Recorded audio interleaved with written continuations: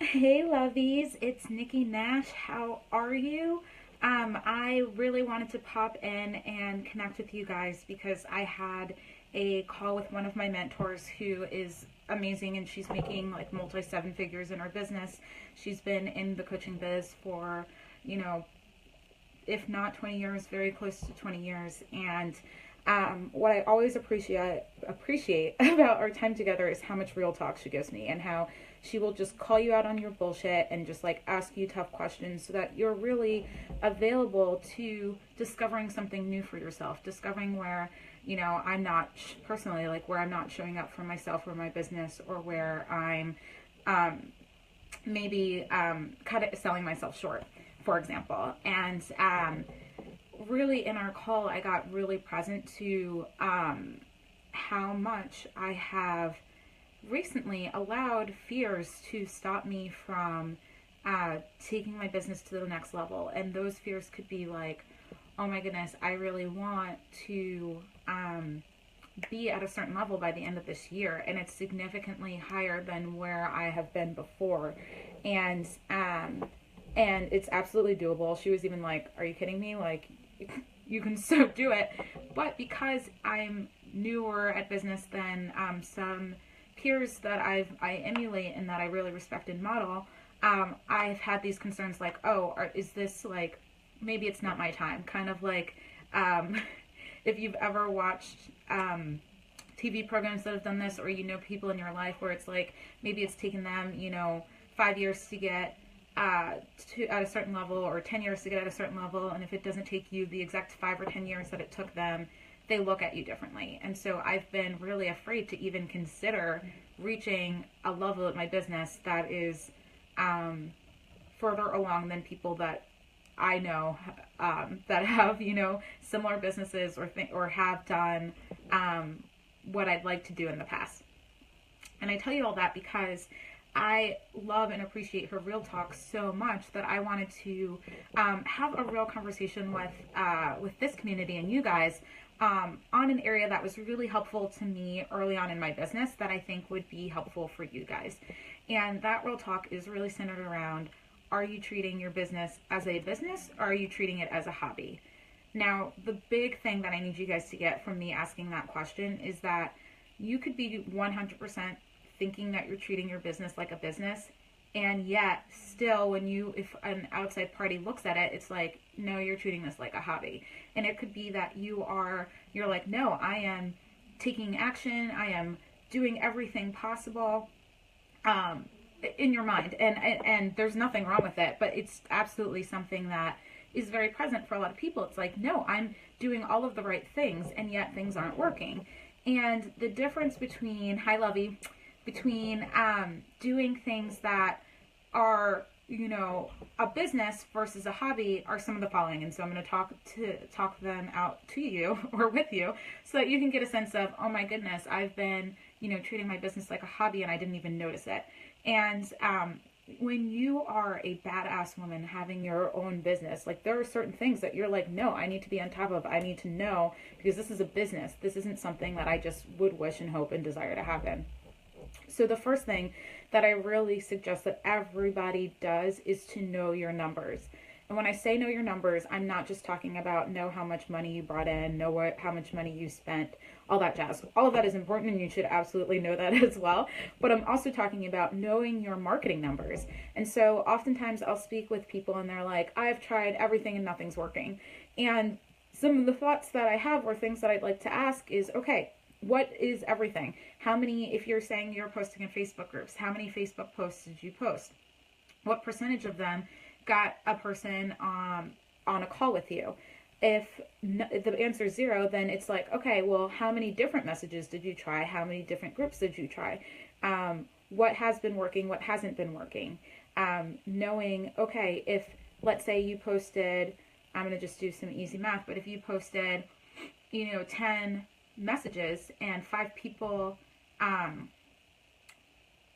signed up to get on the phone with you, then maybe you have, like, you can say, if that's consistently happening, you have about a 50% conversion rate for getting people on the phone with you. I'm making up these numbers. You shouldn't be like, oh, I'm not at 50%. I'm literally doing this for math purposes to make it easy for me. So then let's say you have, 5 people get on the phone with you from the 10 posts that you did, and you now, out of those 5 conversations, have 1 person that signs up to work with you. Well, then for your business that for every 10 posts, you will likely get 1 client. And so if you would like, 5 clients, then you would need to do 50 posts. So it's just like, know your numbers, like know where you are, what's working, what's not working, what you need to adjust, and how to make things work for you. Because when you are treating your business like a business, then you'll be like, hey, Lovey, you'll have an idea of, this is what I'm out to accomplish. This is who my ideal client is. This is how they've been reacting to my posts. This is how, on average, how many actions I need to take before somebody signs up with me. Like, you start knowing your numbers really well. You know how many leads or actions you're generating, and then how many actions people are taking off of those leads. So it's really about knowing what's working, what's not working in your business, how much money you're making. Really get in tune with your numbers. Another thing that you should really be in tune with to know, like, okay, like, am I treating this as a business or am I treating this as a hobby, is really being smart with your investments. And I'm not just talking about money. I'm talking about where you're spending your time. So many times I speak to amazing people, and I want to say to them, are you spending your time on money-making activities? Are you spending time really nurturing a community of people that are going to want to sign up to work with you?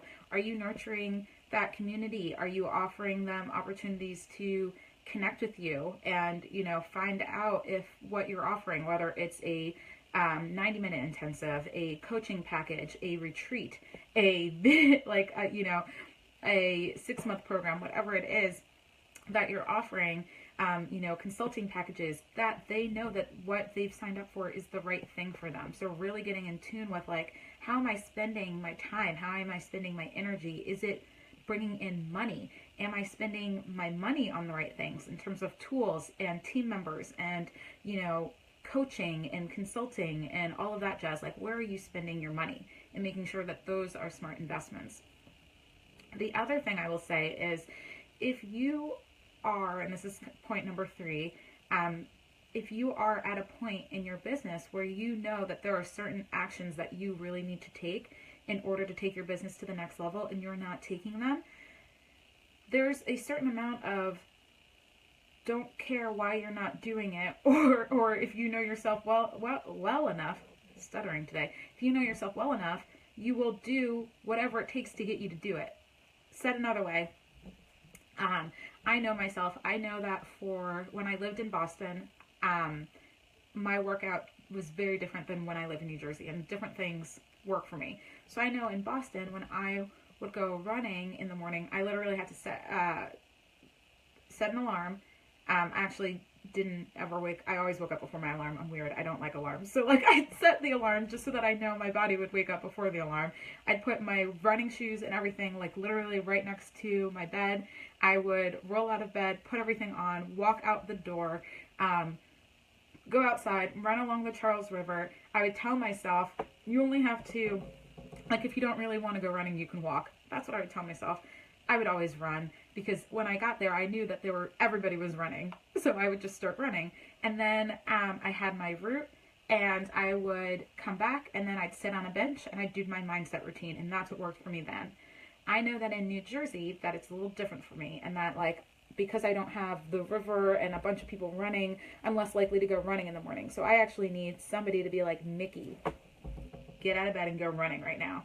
And that's what really works for me. So that being said, when you translate it to your business, if there are certain actions that you need to take for your business and you stop yourself or you're scared, whether it's doing your mindset work, whether it's just reaching out to people and seeing if they individually, like sending direct messages to people and saying, hey, this is what I do, this is what I offer, do you want to hop on the phone with me? Like, whatever it is that you know you need to do that is stopping yourself, and you're stopping yourself from doing it, get support. Have somebody in this group, like find a buddy that's like, hey, I will call you every morning, or I'll send you a message every day, or I'll text you to ask if you've done this.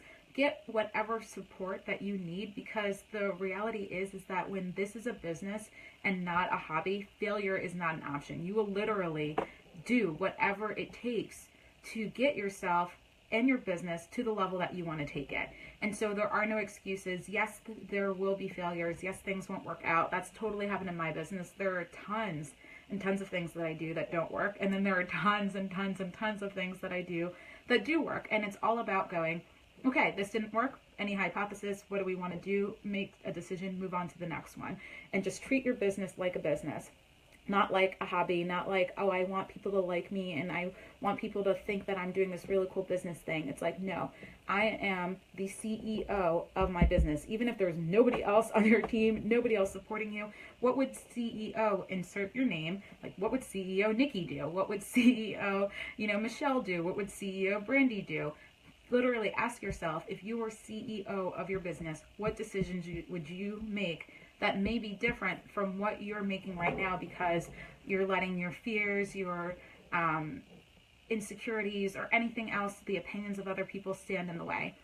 And what I will also say is that if you are the type of person that's like, I'm going to use another analogy here, I'm not going to go to the gym without a trainer. If you know that you need an accountability partner, or you need like some sort of structure, whether it's a group program, a one-on-one coach, a quarterly check-in, a monthly check-in, whatever it is that you need, then make sure that it happens. Put it there, because the thing that I hear so often from people, and I don't know how to really address it, is that it's like, oh, well, I can't really invest in that right now, or I can't really do that right now. And it could be time, it could be money, it could be anything. And it's like, oh, I get what you're saying, but like, I can't do that. And I'm not judging anyone or anything like that. But if you catch yourself saying, I know this would make a difference for my business, but I can't right now, really ask yourself, can you figure out a way to make it work? And that could honestly be like, I know that doing my mindset routine every morning would really benefit my business, but I can't because I don't have time. And it could be, insert, the dog, kids, your husband, your energy, you don't want to. All of those things could play a role. But the reality is that if you know that there are things that make a huge difference for business owners, and it's what you do to have a strong, healthy business, then you will do whatever it takes to make sure that happens. Otherwise, you're going to end up with and this is just me real talk loving you guys, you're going to end up with a hobby business where maybe you're bringing in some money, maybe you're not bringing in any money, but you're having a good time doing it, and you've researched a lot of things and you've learned a lot.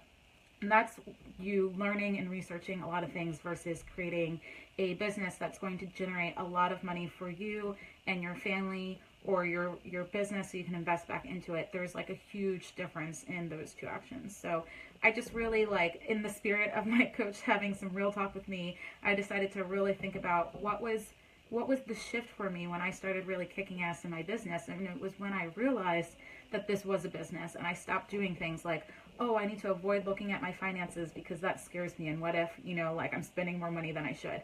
Well, you should freaking know about that if you're having a business, Nikki. Those are the conversations I would have to have with myself. So the second I said, cut the crap, turn your business into a business and not something that you really, really desire to happen and that you're putting a lot of energy into, but you're not necessarily treating like a real business. That's what made the difference for me. Yeah, Brandy. So it's really like, it's something that's very personal for you, and you really going, okay, like, what's going to make the difference for me, and putting that in place for yourself. So I just really wanted to share that with you guys today. If you have questions, I'm going to be around, so definitely post your questions on this video, whether it's right now or later. Oh, Brandy, thanks. Brandy loves my realness. Well, I love you, Brandy, and your realness. You're pretty real too, my dear. So it's really just like, do whatever you think makes the most sense for you. I did want to let you guys know of some things that are happening with my business, just so that you're all aware of them. So I made myself a quick note so I didn't forget what I wanted to share with you guys. So let me scoot this over. Okay, 2 things. 1, I have a few slots. It's about, I think, 10 slots available for that I just opened up for a 90-minute intensive with me. So if you're like, hey, I'm dealing with something in my business, or I realize I'm treating this as a hobby and I don't even know how to run it as a business and I need to talk to you, or anything like, hey, I need help with my content strategy.